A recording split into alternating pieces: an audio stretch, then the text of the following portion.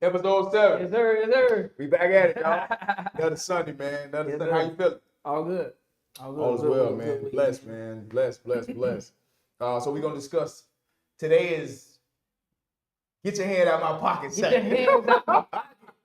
Yes, sir. And the reason why we coined that is because, as you know, the economy is in a different space right now. Mhm. So the conversation we want to have today is talking about finances overall, variety of ways as we discuss, whether it's your credit cards, whether it's student loans, whether it's cash, payday loans, whether it's your traditional banking, just educating the people. And then, of course, creating dialogue amongst each other just to get a better understanding as to where things are from a financial standpoint, especially coming from, as we discussed before, public school system. Finances was not something that's discussed. Right. I don't think I've ever really had an in-depth conversation with my mom about finances. I can't necessarily, I don't know if you've had that relationship with your parents, but nevertheless, finances is something that's not always discussed within households for a variety of reasons, because it creates fear, in my opinion. But just to educate each other and to build on this is not going to be the last time we discuss finances. Definitely not. I think if we continue to build upon this initial conversation, because there's so many subsections of finances to understand, just so that we can get in a better space, and then of course educating the people as well. So let's do a deep dive today, dog. Yeah, I'm with it. Let's do it, man. I'm with it, man. Hey, before we get there though, man, go ahead. exciting weekend. It was a lot of events in the city. Yes, sir. I just think you got Formula One. You also had the Everyday People event. Indeed, brought the people out. That was really dope. Yes, sir. But I think the city, sometimes we need those type of vibrations. I agree. Just to generate some money. Sure. If you think about like local community, being able to thrive and receive some of the businesses, whether that's like local juicing or hell, the guy on the corner making a mango salad. So great time to be in the city this past weekend. But yeah, let's jump into it. There it is. Indeed. And to your point, man, I'll just piggyback on that. I think it shouldn't necessarily be something that's occasionally. Right. I think whether you're a local vendor, but if it's because whether we know it or not, Miami is a touristy city. So you got people coming in and out, but a lot of times you don't have the locals that necessarily benefit from a financial standpoint. So to your point, to have the events that we've had this past weekend, and just to shout out one vendor that we know for sure, Times People. Yes, sir. What was it, Marlowe's Corn? So I know they had a good day. Shout out to Marlowe's Corn, man. I know went to school with Times, Wayne Times and Brittany Times, but just to see an example of just one vendor building their clientele, and without even seeing a post, knowing that they benefited. Well, hopefully they benefit from this weekend, just with clients and the foot traffic. Right. Just to give an example, man. Yeah. So shout out to them, indeed. Cool, man. So let's hop right into it, man. There's a lot of ways you can get trapped nowadays financially. Oh, sure. If we think about our parents back in the day, it was, of course, credit cards. That was the first, way that they got trapped, as far as like not being able to build financial wealth. Where it comes to generational wealth is the term that typically a lot of people say nowadays. Right. If you think about our generation, student loans. Oh, most definitely. Right. Like you need an education. Right. A lot of people ain't even got they got the degree, but they ain't even using it towards anything else. Right. That's allowing them to make the type of money that they need to make now. Right. So, and then now for this current generation, buy now, pay later. Yes, sir. Right. So let's hop in first into, I guess, the buy now, pay later epidemic that we in. Well, I'll give a quick example. Earned Leisure guys. Yeah. I seen a post that they mentioned. I believe, I forget what the latest big musical event was, whether it was Coachella or something, to where I forget. It'll come to me. Yeah. Whatever the recent event was, 60% of the concert goers purchased those tickets with buy now, I seen that post. Yeah, buy now, pay later. Yeah. Just entities. And what I see that as, when I see it, is the state of the economy. When you talk about everyday people, and again, how much does an average concert ticket may cost? $200, on or about. So you ain't got $200 to go to an event. You may have the interest, but do you have the money? Right. And I think that's not, and again, everybody's financial situation is different, but I just think if that large percentage of people couldn't afford $200 to go to that event, that speaks to their everyday expenses. That speaks to the cost of the economy, whether we talk about it or not. And this is a topic I'm very passionate about, because if everything around you is going up, in any business or any individual should have a principal way of making money. So if the economy is going up, it is imperative that your wages go up. True. So if that's not happening, now you find people taking these routes to survive. So that's just my take on it. So, okay. It's crazy. I was just watching the episode of Old School Jamie Foxx when him and Braxton had to be roommates. Remember they did a little dance off. He did the Michael Jackson thing. He broke the glass and put the glove on. You remember that? I think I remember bits and pieces. All right, but anyway, so in that episode, right, it was about him asking the Kings for a raise. Okay. Mind you, it's their private owned business. Right, so right. Now, and I know if we think about corporations, a lot of public entities that can afford raises, by all means, but a lot of people are entrepreneurs. A lot of people have the small mom and pop businesses, so the raises don't come around too often. So this is now where loans, credit cards, buy now, pay later might kick in for some people. Indeed. Because they can't, afford the luxury to go out and get the finer things in life. So if I think about buy now, pay later, and by all means, disclaimer, this is not financial advice. This is just to create dialogue that maybe you can have in your household amongst your friends, etc. For sure. To just take your level of thinking to a whole nother level. But for me, buy now, pay later. It's beneficial sometimes. Okay. Right. So I know conversation before we started this episode today, you mentioned credit cards and interest rates, and you don't have it, etc. Right. The benefit, I think, with buy now, pay later for some people, if they have the means where the finances might not be available today, but it will be available in 2 weeks, right? So buy now, pay later. Every 2 weeks, you typically you pay back based on what you borrowed. Gotcha. So somebody like that, they're avoiding interest rates. Right. That's the biggest barrel. That's the biggest benefit, I think, for a lot of people. So say you might have a windfall coming up. Taxes just drop. A lot of different things that can help you out. So buy now, pay later can be very beneficial to a lot of people. For sure. But it can get you in a hole. Oh, yeah. So if we think about Beyonce concert or Kanye West, a concert going, it's gonna cost. It's gonna cost. So $700, you want you and your lady to go, or you and your homie trying to scrape together. Let's just do this Klarna. Right. I got Klarna, by the way. Gotcha. I got it. Okay. I use it sometime when I want to, swipe the card, but gotcha. It still goes back to money management. Indeed. So with Klarna, typically every 2 weeks, I think, what was the last tickets? I bought some tickets on there last year, I think, man. But anyway, no, it was 2 years ago. I took me and my little brother to the NBA Finals game. Okay. When they played the Celtics conference finals. Okay. Ooh, them tickets, boy. It was $1,200 piece. No, total. Yeah. Total $1,200. Nice. I was like, nice ticket. I don't want to dish out the cash right now. Right. Nor do I want to use the credit card. Gotcha. So I had the availability to do it. So I'm like, man, every 2 weeks, 300 bones. Okay, cool. Go ahead and fork it out. Now, mind you, it still takes out the first payment today. So you still got to have the money. Oh, yeah. All right. You still got to have the money. So I think in this case, if you're okay with money management in the sense where you know how to allocate certain funds, it's beneficial. Indeed. Yeah. But on the flip side, that's where it gets into a debacle. You know what I'm saying? So indeed. And the one thing I don't know, I've never seen it doesn't report to your credit card history, right? Like the bureau. The buy now pay later? Yeah. I do not believe so. They don't have it connected. Because I think and I'm new to this space, to be quite honest. I was always a traditional credit card user.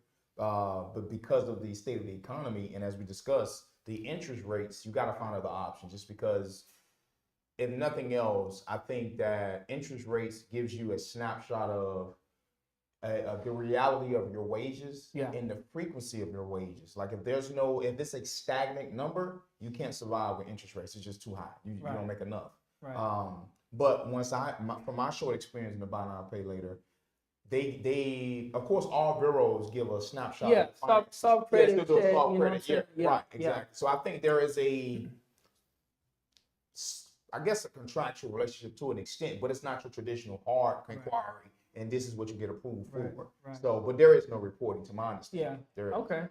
And see, what I do know, because even over time, I started out with buy now pay later with Klarna. Okay. I think it was started at 1,000. Okay. Right now it's at 7,000. Woo! But I never used that much. You know Indeed, what I'm saying? The indeed. most I'm going to try out and use it based on like a quick need that's not necessarily beneficial in the moment. So Indeed. Right. if I need to buy some record equipment right quick, I use Klarna. I'm not gonna lie about that, but Indeed. like I said, just based on how you view your situation. Indeed.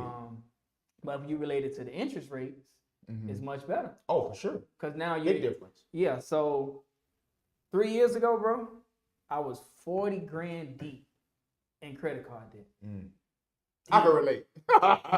Deep, right? So, and mind you, so every little space I had to pay off, use, I couldn't get out of that hole. Gotcha. So it took up until now, that I was able to now financially see a different light as far as like a little bit of space to breathe and not be under the water. So credit card history, man, I think it's also beneficial, but it still goes back to, the leeway of being able to handle your finances, man. Gotcha. But, man, if I may, man, I think given my experience with financials in general and then highlighting credit cards, here's the biggest issue. There is no formal training or teaching in school. You spend a lot of your adolescence or those early years from grade 1 all the way down to your 12th grade year. Finances are never discussed. Never. Why is that? That's a problem. Let's start there. Your initial introduction may be a Macy's card once you go to school. Think about it. That was my first credit card. That was my first card. In Savannah, Georgia. As we discussed, I went to Savannah State University, HBCU prize out of the black colleges. That was my first credit card. And what, if nothing else, the teaching will create a familiarity with the language. So now that familiarity will come with discipline. Now, granted, not just because you know better doesn't mean you do better, but at least you have a better relationship with when it comes down to your finances. And naturally, when you're younger, you're not making that much money. So you learn the relationship with your wages and you find other financial options and other financial vehicles to where you could be comfortable in that space. These things never happen. Yeah. And I mean, we discussed being in a public school system, and as I've said before, being in for me, being from Liberty City, Florida, finances were never discussed. I've never had a financial conversation with my mom relevant to a credit card. It was more so what I'm paying for, what I'm doing, whatever, but it was never the relationship with money. Never discussed. I mean, I've had many conversations with my mentor, shout out to Axe, more so about his experiences in the advisory role of, hey, manage your finances. But it all goes back to your wages and your desire to refrain from the instant gratification of, I want this now. And then I'll even add in, going playing at Savannah State University, man, it was many Saturdays we got beat down. And because of that, where I'm at the store, not even realizing this is retail therapy that you're doing.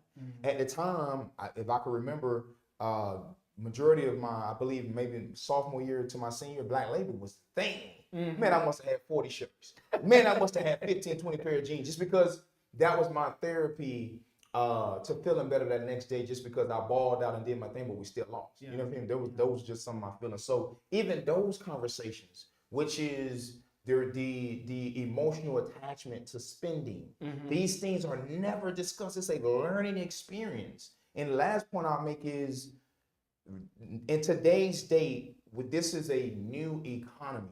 Interest rates has never been this high.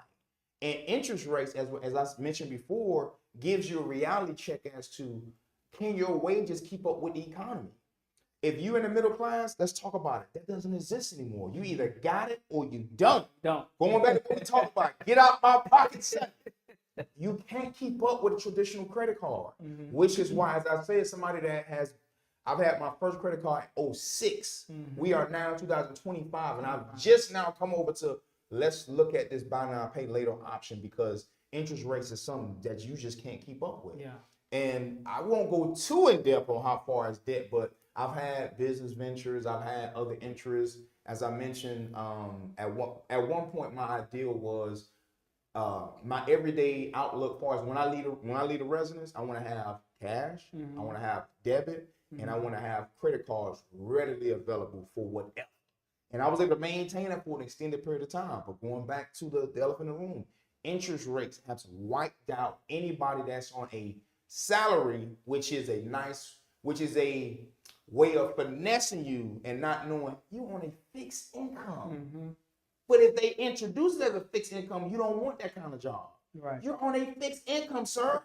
Whether you're making 50K or 100K, you're on a fixed income. And think about it. Last one I made, I know I mentioned before. If you went to school, you followed the American dream. You went to school, you got your degrees, you rolled into your career, whether it's the same field or not. In theory, if you handle your business from high school to today's date, the average salary, if you handled your business, you're between 80 to 120. That is where you are. Let's just call it what it is. Unless you have a skill set that just, engineering or something that, kind of push you over the top, but you're on W-2 number, 80 to 120.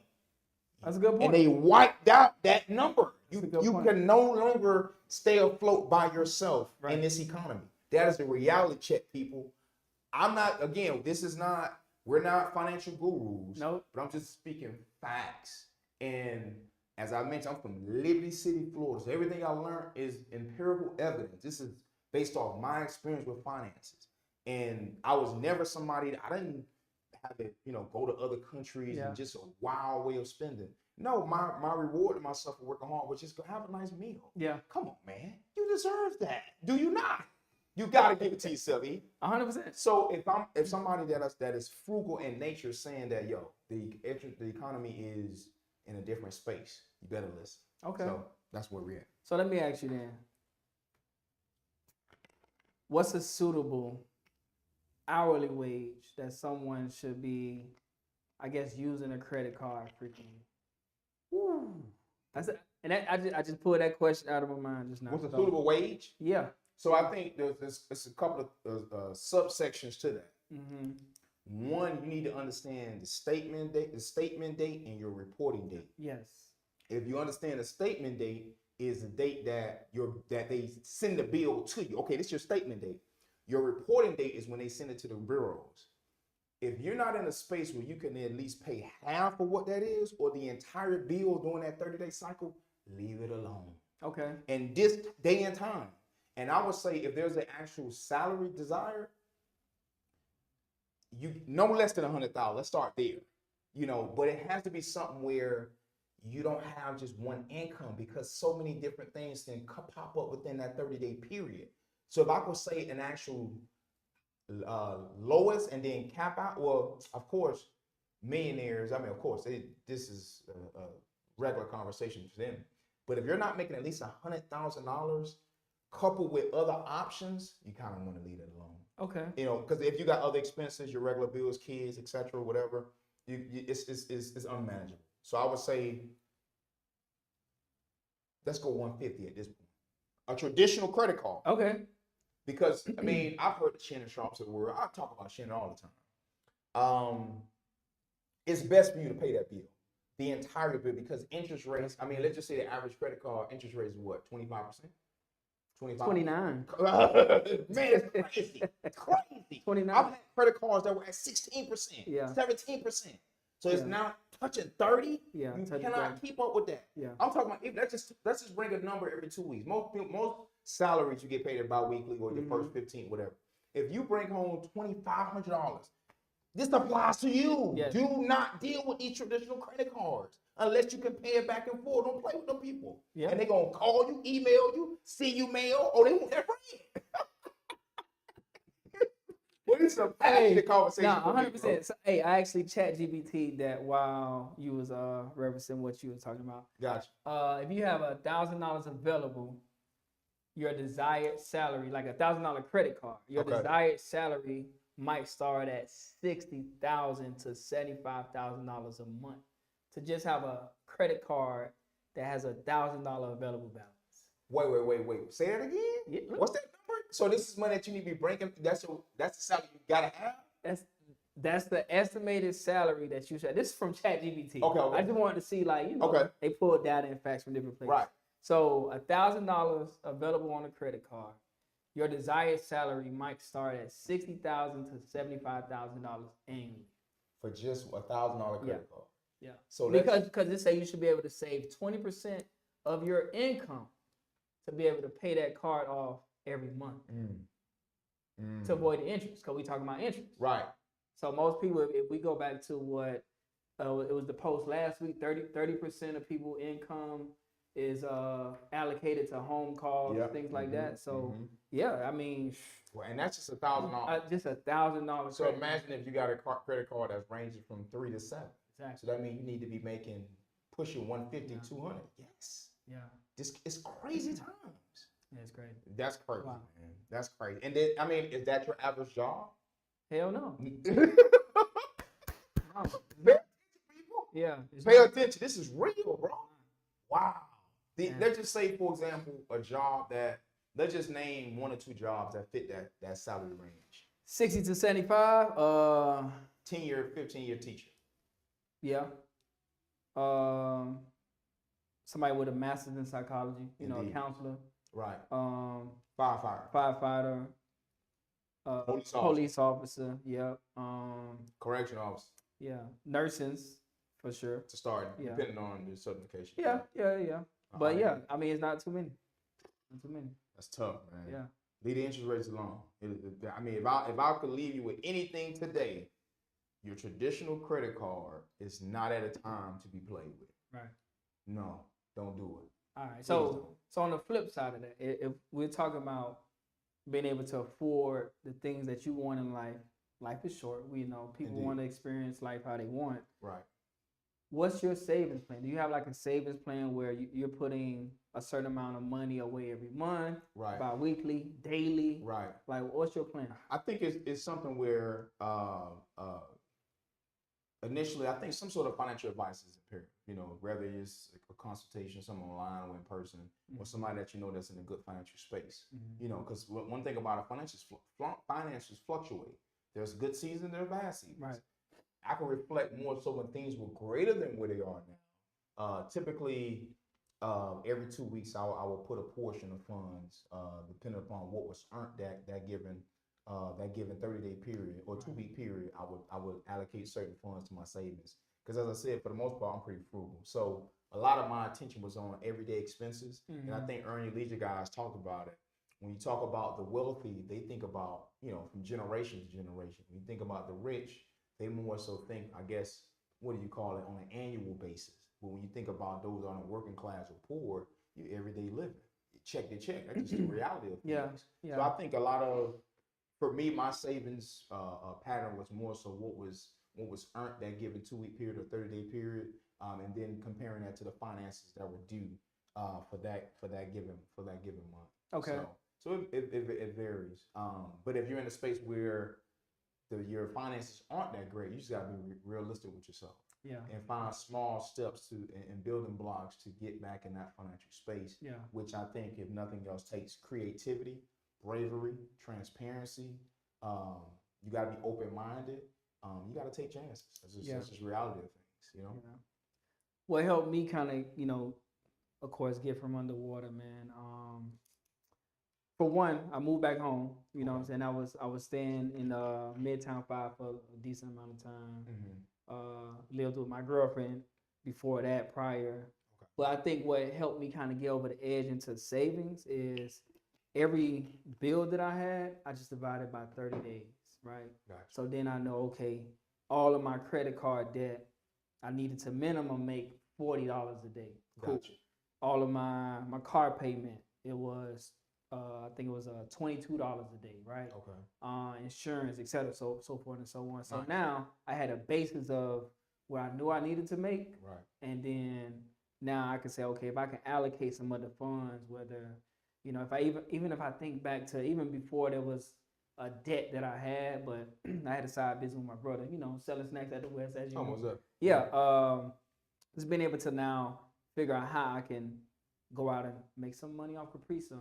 You know what I'm saying? Mm-hmm. Or maybe I go to the barber shop and sweep up some hair. It's just like something extra to get you over the top. Now, in this day and age, it's a lot of outlets. Mm-hmm. The internet is free right now, which is why TikTok is booming, Instagram, etc. Like trying to figure out another way to bring in a decent amount of finances for you. But for sure. I think first knowing where your money is going, and then first and foremost, the other step that I took was it was a couple of credit cards I had to close down. Indeed. Now, mind you, this was about 10 years ago, but this was I had Capital One, Macy's, as you mentioned, and Dillard's, like them store branded cards. They had me underwater, so I canceled those, let those go to collections, unfortunately. But I was able to now negotiate a lower price, and then I built off that history. And I'll add to that too. The reality of things is some credit cards you're gonna have to close. This is an unprecedented time. Interest rates has never been to where it's at, to where closing a credit card and negotiating a lower balance is the reality for some people. That's just kind of what it is. It's not a knock. This is what it is. This is credit always get built back. There it is right there. So that segues into what we can discuss further. And as we talked about, finances fluctuate. As far as whether it's your wages, whether it's your debt, and the education behind it. And what I hear from you is, man, I've never heard anybody speak on their bills on a daily rate. So you really got to the nooks and the crannies, like this is what it's going to take. And this is what I'm saying. I've never heard nobody speak on it to that extent. If I would have heard that 5 years ago, maybe I would have been in a better space. That's kind of what it is. So not only educating each other, but educating the people. Hey, man, these are some steps you can take. And I just think, in anything, there's vehicles to manage debt. Whether it's of course, it's unfortunate. Some have to file for bankruptcy, as we mentioned, closing accounts and negotiating lower balances. And the last point I'll make is, let's just call it a spade a spade. These credit cards, if you don't pay that bill and they close that account, guess what they do? All they do is write it off as a loss, sell it to a third party, and that third party tries to pursue calling you every day. Relentlessly. Every day. So, but it's just something that not only we can educate each other, educate others, and of course, for me, having babies, I can educate them as well on the front end. Something that I learned later, I'm gonna teach y'all now, and then from there, y'all take the game how you want to take it. But this is how information should be shared, because information is what changes things. No, I agree, and I think one reason that families don't discuss debt is to not get into personal vices. You know what I'm saying? Because then it becomes a judgment zone. Like, man, I see you go parlay every day. You know what I mean? Or I always see you in here walk in with a 6-pack of beer. You always got your tree on you. You know what I'm saying? So now it's like it's about what you're willing to give up and be vulnerable to now build for that future that you want, bro. Right. So, and I'll add this in too. From a family standpoint, I think maturity matters.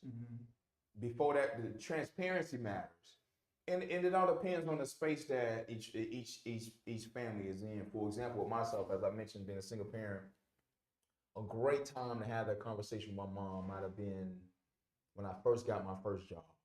Talking about, hey, this is where the family's at. How can we get to that next step and move it in unison, uniformity? Because if we move it in uniformity, now the others will follow.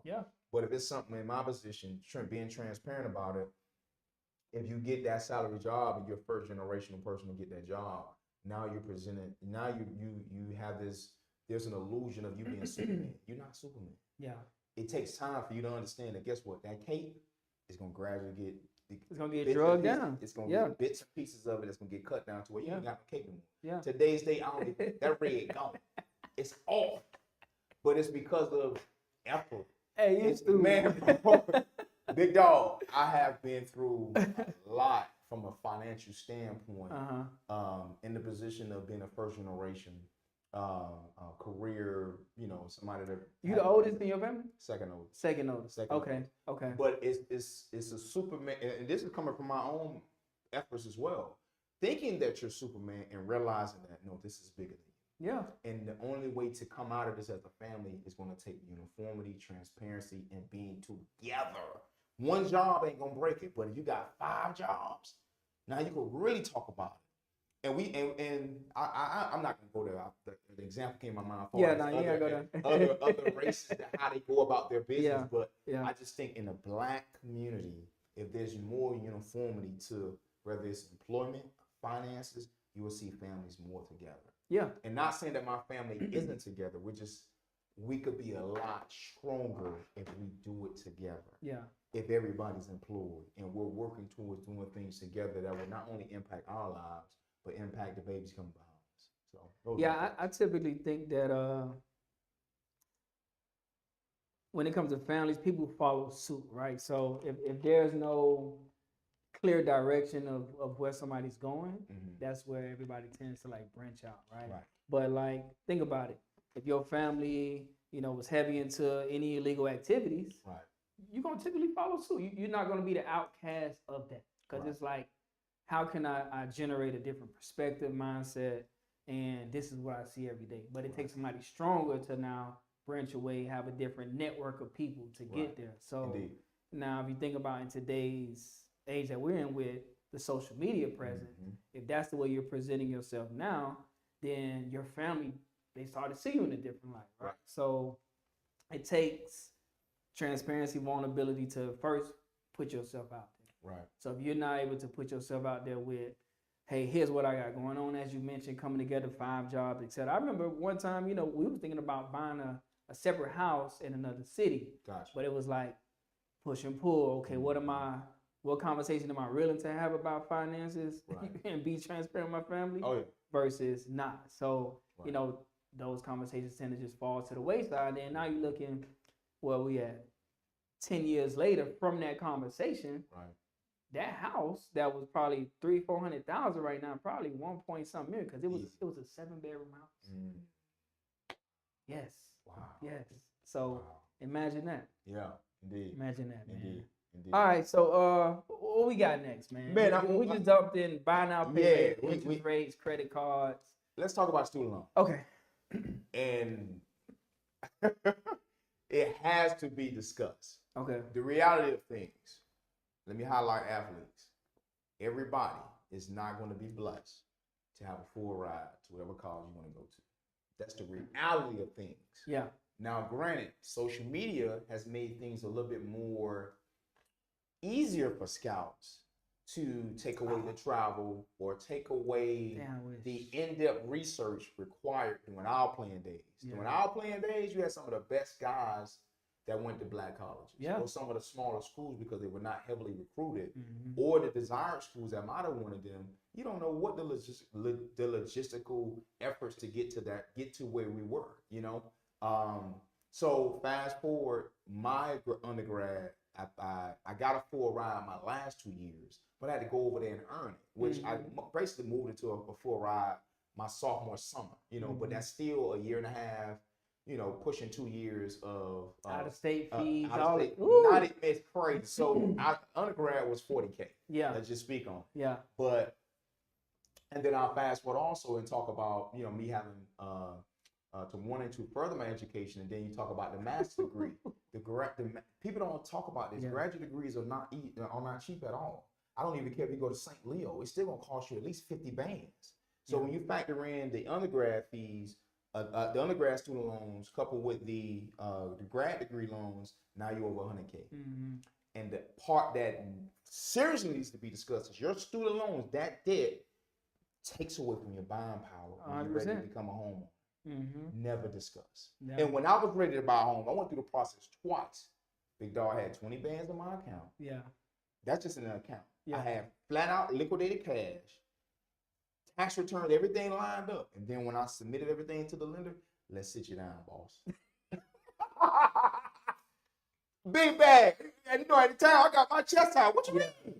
They're like, we can't, the bank doesn't factor in what's in your account. Yeah. They're going strictly off your tax returns and student loans. Right. So now you years removed from your from playing ball, I got a whole business rocking. Cash in the account. I'm ready. I'm ready for a house. Ready. And people sat me down and said, no, you're not. You got 100,000 in student loans. Come on over here, Mr. 2 Degree. Ooh. Yeah, so that was a reality check. Uh-huh. That nobody in my family, extended peers, nobody discussed. Student loans will take away from your buying power. Mm-hmm. So somebody that was in your career, I think I first started pursuing my homeowners process in 2019. So at the time, I done had a job 10 years, 2 degrees, cash, credit. You still not ready? It just wasn't time. It just wasn't time. So that needs to be highlighted. I checked every box. Even the realtor was like, "Oh, I ain't worried about you at all." Shout out to Eddie Brown, man. I ain't worried about you at all. You ready? Ready. If I got people from that's making way less than you get their houses, I know you ready. The people sat me down and say, "You need a cosign." Oh, I won't be co-signing anything. If I can't do it by myself, that's just kind of my mindset. Yeah. I'm not ready. I'm not, because I know me. I'm gonna take care of me. I'm gonna take care of my walls, my roof. Mm-hmm. I wasn't ready to say I'm ready to do it with somebody else. Yeah. Now, granted, times change. If that presents different, we'll see. But I checked every box that a homeowner should check. I exceeded expectations, and because of student loans, I don't have a home today. And I'll add, last point I'll make is I forego. I didn't want to necessarily go the traditional route. I wanted to start a business first. Yeah. And then let's roll, because I wanted that home to be tied to my business ventures, not necessarily the traditional route, because so many things are subject to change. That was my thought. So the business you had also started in 2019? 2020. 2020. Oh, okay. Yeah, pandemic. Yeah. Man, I mean, hell, I got a lot of loans. I think I went through the buying power one time with shout out to Terrell Killings. Really great, realtor down here in Miami. But I actually went through with him as well. You went through him? Okay. Yep.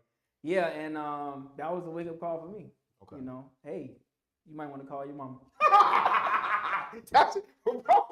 You might want to call your mama. Wow.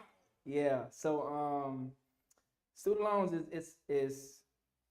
it's beneficial depending on degree. As we know, it's always a gray area, right? Indeed. I got a good friend up there in Atlanta, got her doctorates, dentist, got her own office. Indeed. She bought into the business, all this, right? Bless. But almost $200,000-300,000 in loan debt, right? So now, of course, she could buy the house. She got different, situations, but imagine somebody who just might want a different view outcome on life, or just to get away. Right. So student loan still creates that opportunity for a lot of people. Right. But it's the sense of, hey, you might get this student loan, but you should get a job them entire 4 years to be paying down that student loan debt every year, because that's going to be the determining factor after. Instead of, man, I'm gonna go get the black label. Or oh, I need the car. Like, no, man. Like, even me starting out, my first job, as I mentioned a couple of shows ago, $8 an hour. Right. Catching a bus to work. Just different things I had to do to even get over the pedal stool to secure a job. Right. Because everybody was trying to hire me. Like, bro, you have no experience. Right. So all that kind of adds up into what type of future that you're trying to create for yourself. Right. So these financial conversations, of course, need to happen. And it's crazy that the counselors don't even have the conversation with you at all. And be like, hey, so I understand your financial situation. Here's the outlook.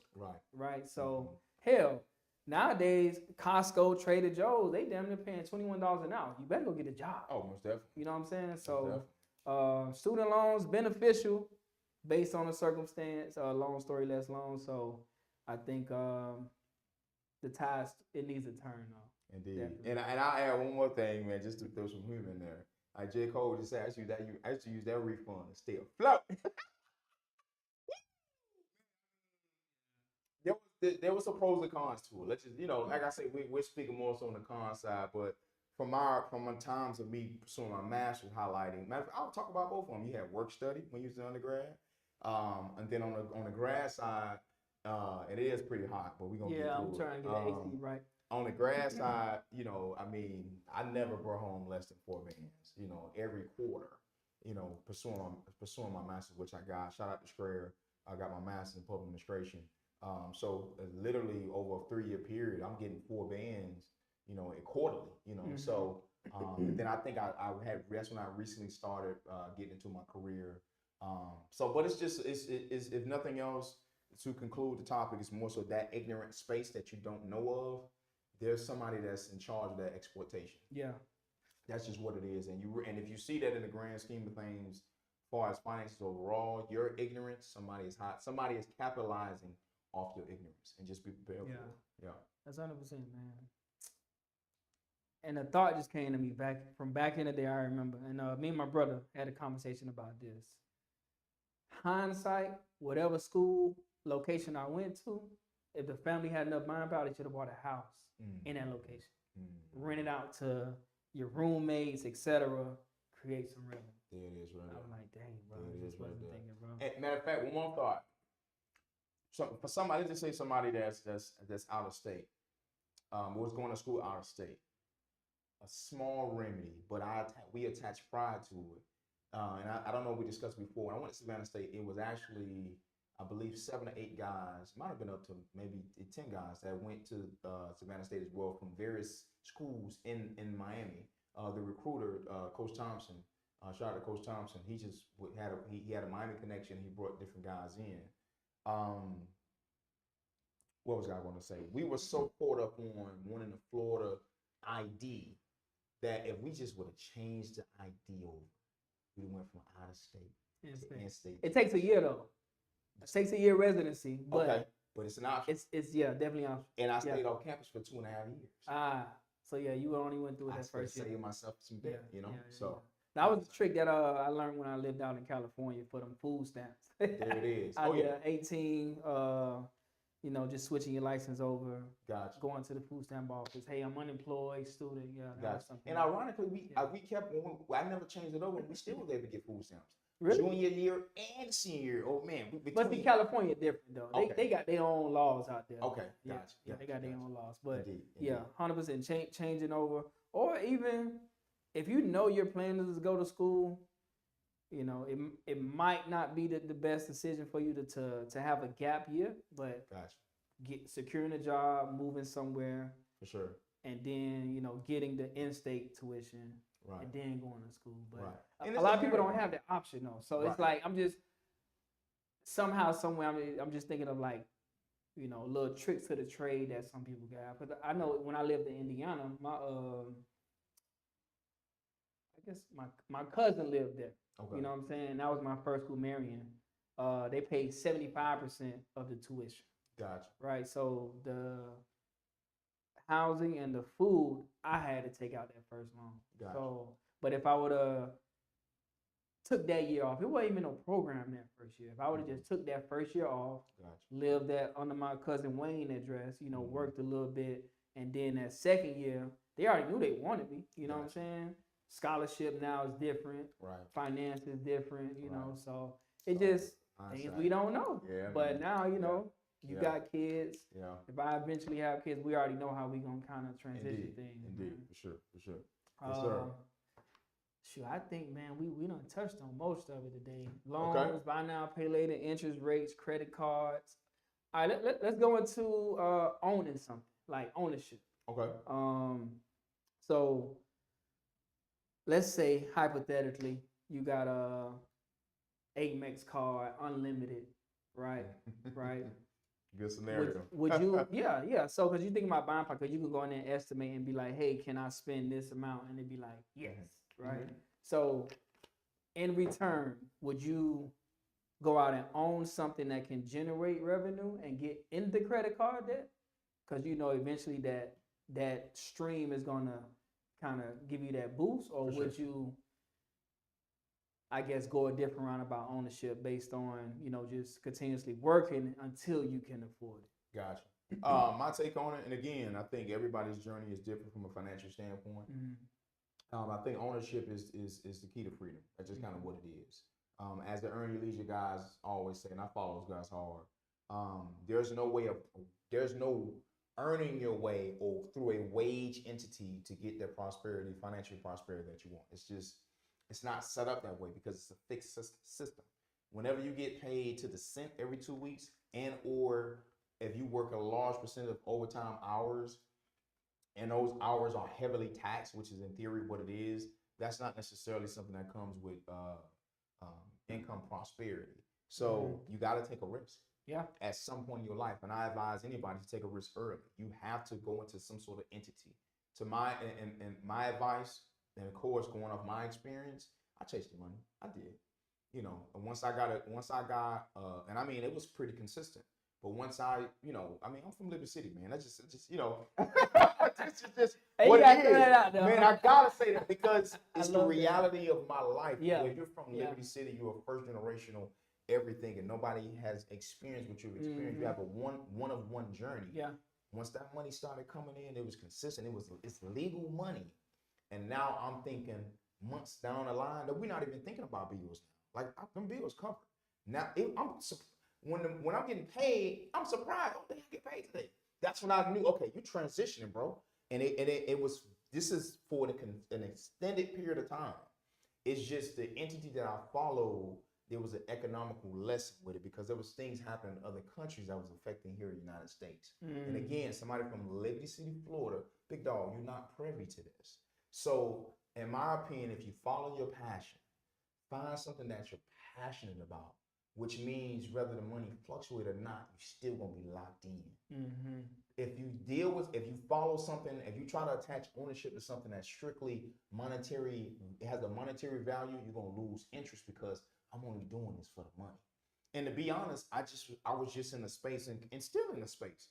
Money cash is king. That's just what it is. You got to find a balance between what you're passionate about and what's going to bring you revenue and try to attach ownership to that to some extent. And I'm talking about not just, I'm paying for something. No, I want an LLC attached to this. I want to pay, I want to go through Secretary of State behind this. I want to make sure that I get this trademark. This is my brand, and I'm going to build it from day one.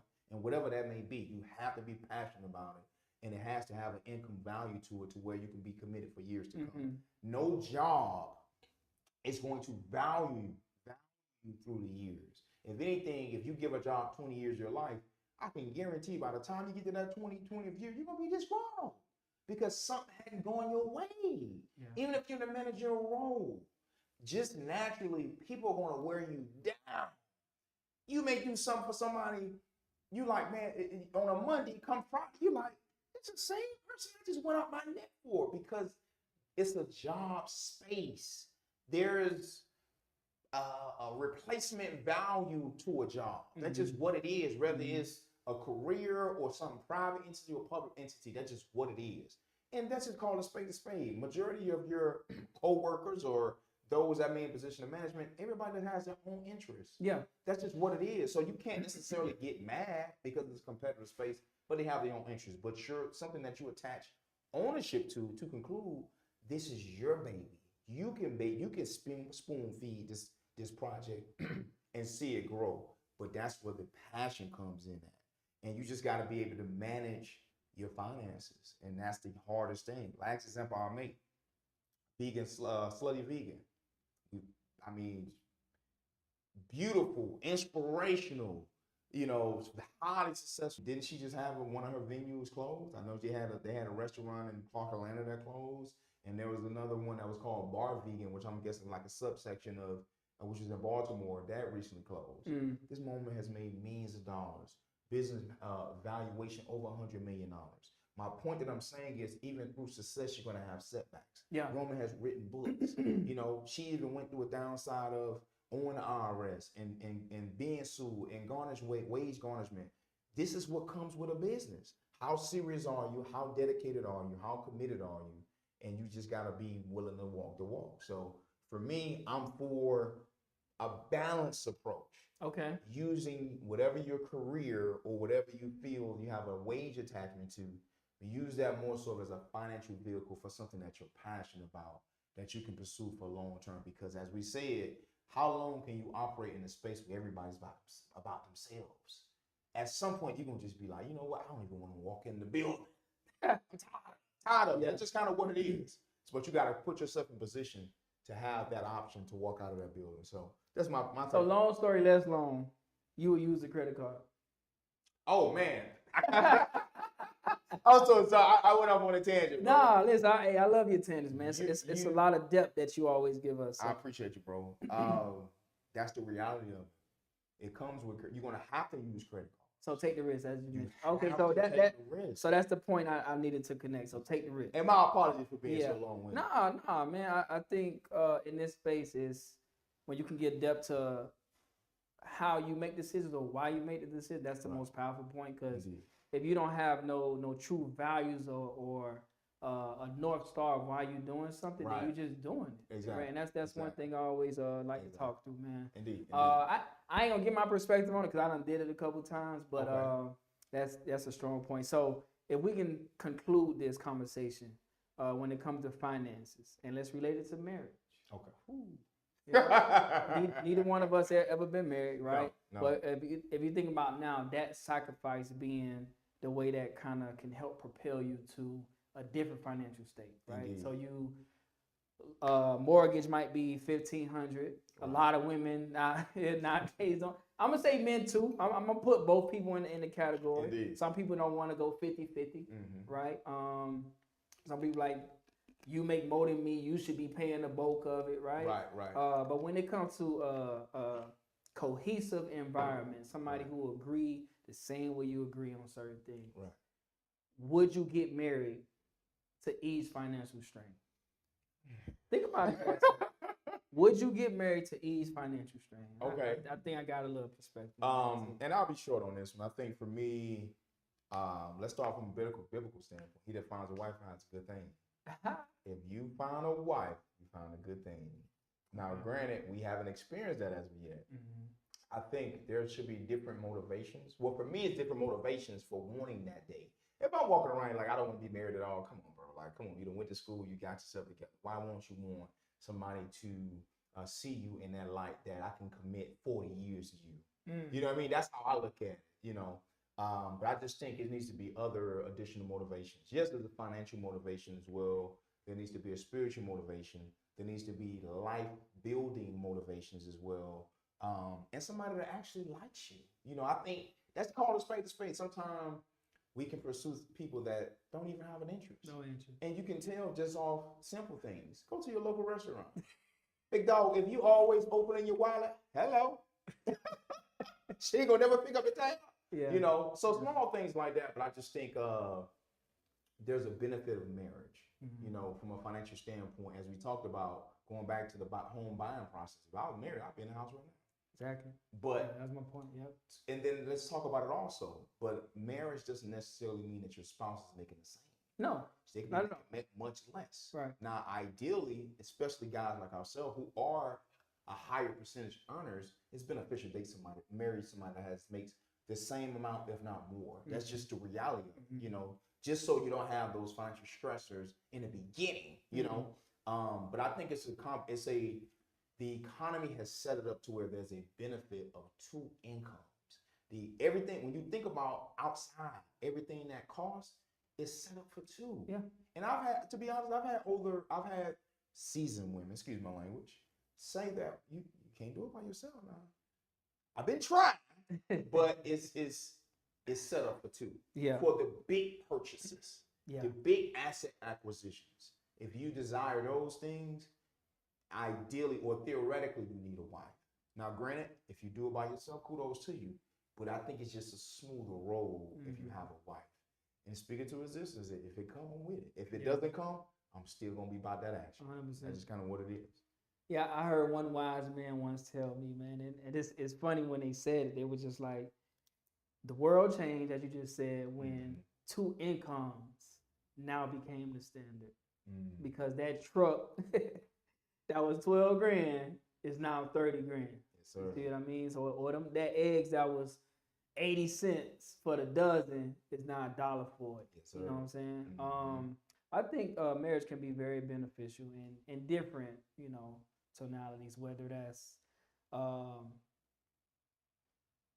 paying off, you know, things for ownership. So maybe you do want to eventually get into like the housing market, real estate. Sure. That's 100% like one of the best opportunities I think I see when there is a cohesive household with two people. For sure. ownership when it comes to, certain businesses, but it also goes back to a lot of things you just said. So I'm not going to be long-winded with the value. Right. Like, what value is this relationship, marriage, bringing to not only me right now in this current state, but for the future, man. So sure. I'm 100% aligned with that, man. Indeed. But, Indeed. Yeah, I think this was a great topic, man. Solid, bro. I wish we can get a little bit more into like taxes and like helping the people understand that, like, the benefits of owning the business. But I'm not a guru in that area, so I'm not even gonna ask no questions based on that. So I think this was a good one for the people.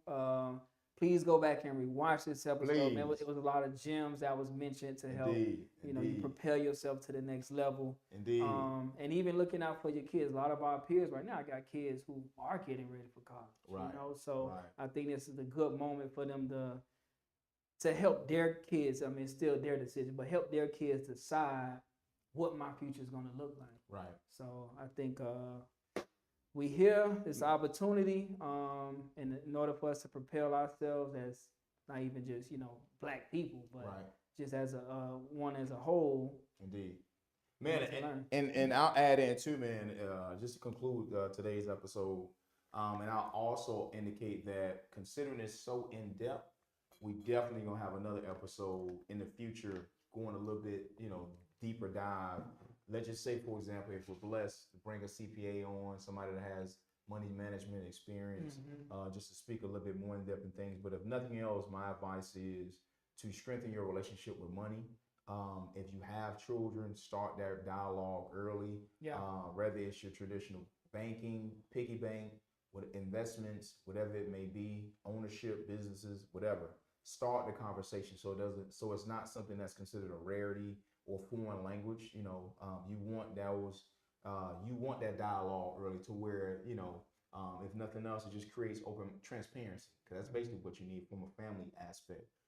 And then from an individual standpoint, you're never going to have it all figured out. That's just the reality of things, because of the way that the economy shifts and then the way the information is passed. We don't necessarily receive it primarily. We get it through social media, news outlets, etc. So you have to just kind of have your ear to the street, and understand the different ways of making money. A lot of information is shared through the stock market, as we talk about news outlets or social media. And it's just about being able to adjust and adapt. That's just the reality of it, man. So today's episode was excellent. Man, I got passionate about this thing, man, just because I'm walking the walk. I'm in the fire. We in it. I'm in it. So because I'm in it, I'm able to give you guys in-depth information. And it's more so me talking to myself as well, that it ain't over. It's not over, man. If you're blessed to have that next day, airing your lungs, grind.